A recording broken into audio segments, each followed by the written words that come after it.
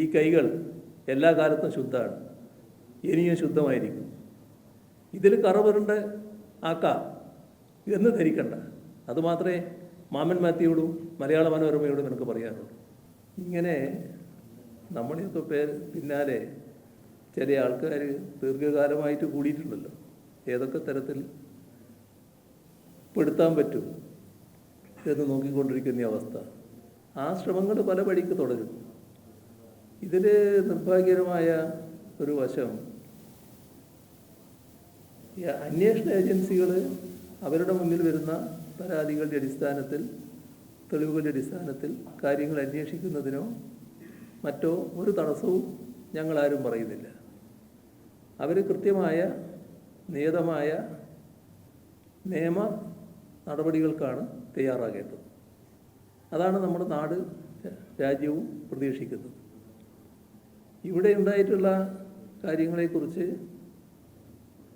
വീണ എൻ്റെ മകളാണ് എന്നതിൻ്റെ മേലെയാണല്ലോ ഈ ഇത്തരം പ്രശ്നങ്ങൾ വലിയ തോതിൽ ഉയർന്നു വരുന്നത്. മറ്റ് വീണ എന്ന് പറയുന്ന ആ ചെറുപ്പക്കാരി ഭയങ്കര സ്വത്തിൻ്റെ ഒന്നും ഉടമയല്ലാരും. ഇതിൽ കേൾക്കുന്ന പണവും വളരെ വലിയ പണമൊന്നുമല്ലാരും. നിങ്ങൾക്ക് എല്ലാവർക്കും അറിയാലോ എത്രയാണെന്നുള്ളത്. അപ്പോൾ എൻ്റെ മകളായതുകൊണ്ട്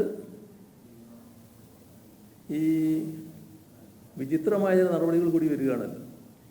ഒരു കാര്യം, നമ്മുടെ ED ഒരു പത്രക്കുറിപ്പ് പുറത്തിറക്കും.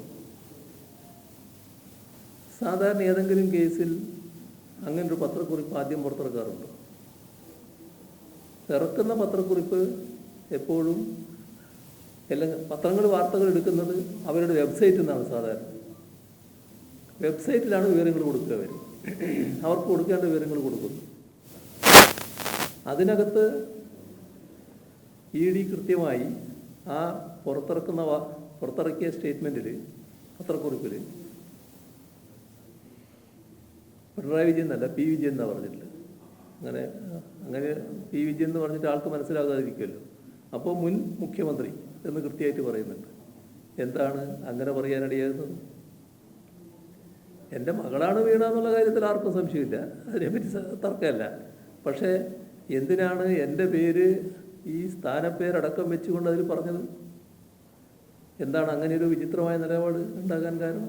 ഒന്നത് ഇരിക്കട്ടെ, അങ്ങനെ ആയാൽ തന്നെ എന്ത് കാരണത്താലാണ് ഇത്തരമൊരു പ്രസ്താവന നേരത്തെ കൊടുക്കൽ? ചെയ്യാൻ പാടില്ലാത്ത നടപടിയാണല്ലോ. അപ്പോൾ നമ്മുടെ സംസ്ഥാനത്ത് ഇത്തരം കാര്യങ്ങളിൽ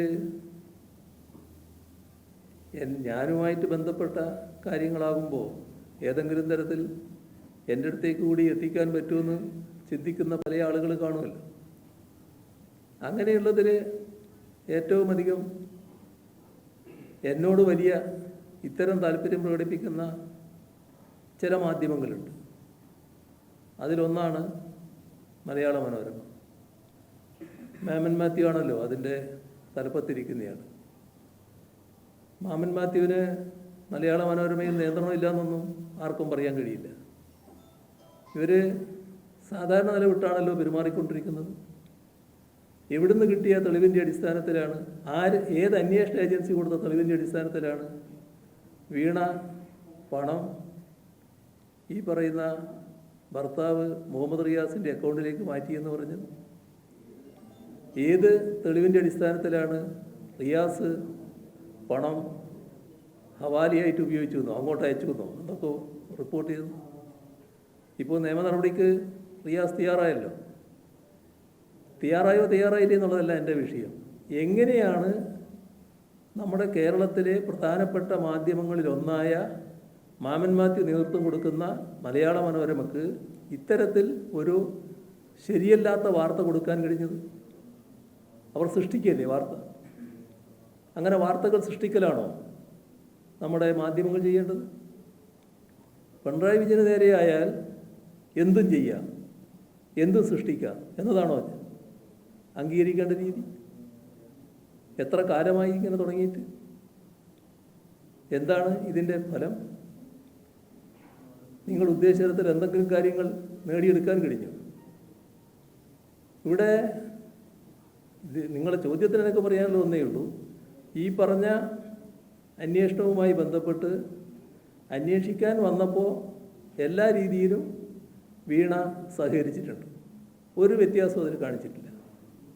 അത് ഏത് അന്വേഷണത്തോടും സാധാരണഗതിയിൽ നമ്മൾക്ക് സ്വീകരിക്കേണ്ട നിലപാടാണ്. അത് പൂർണ്ണമായി സഹകരിച്ചിട്ടുണ്ട്. ഇനിയും വിവരങ്ങൾ എന്തെങ്കിലും വേണമെങ്കിൽ ആ വിവരങ്ങൾ നൽകുന്നതിനും വീണയുടെ ഭാഗത്തുനിന്ന് യാതൊരു മടിയും ഉണ്ടാവില്ല. എന്നെ സംബന്ധിച്ചിടത്തോളം ഒരു കാര്യം ഉറപ്പാണ്. അതുകൊണ്ടാണ് ഞാൻ നല്ല ആത്മവിശ്വാസത്തോടെ തന്നെ പറയുന്നത്. അത് മാമൻ മാത്യു മനസ്സിലാക്കുന്നത് നല്ലതാണ്. അതുകൊണ്ടാണ് മാമൻ മാത്യുവിൻ്റെ പേര് ഞാൻ പറയുന്നത്. മാമൻ മാത്യു എൻ്റെ അടുത്ത സുഹൃത്താണ്, അല്ലാത്തതുകൊണ്ടല്ല. അയാളും കാര്യങ്ങൾ മനസ്സിലാക്കണമല്ലോ. എനിക്ക് പൂർണ്ണമായ വിശ്വാസം, അത് പൂർണ്ണ ബോധ്യം, ഞാനോ എൻ്റെ മകളോ എൻ്റെ കുടുംബാംഗങ്ങളിൽ ആരെങ്കിലുമോ ഒരു ഹവാല ഏർപ്പാടിന് നിന്നിട്ടില്ല. ഒരു ഹവാല ഏർപ്പാടുമില്ല. എല്ലാം സംശുദ്ധമായി നടക്കുന്നുള്ളൂ. ഞാൻ നേരത്തെ പറഞ്ഞൊരു വാചകമുണ്ട്, ഈ കൈകൾ എല്ലാ കാലത്തും ശുദ്ധമാണ്, ഇനിയും ശുദ്ധമായിരിക്കും. ഇതിൽ കറവറുണ്ട് ആക്കാം എന്ന് ധരിക്കണ്ട. അതുമാത്രമേ മാമൻ മാത്യുയോടും മലയാള മനോരമയോടും എനിക്ക് പറയാനുള്ളൂ. അപ്പോൾ ബാക്കി നമുക്ക് പിന്നീടാകാം. ബാക്കി ഇനിയാണോ നിൽക്കട്ടെ.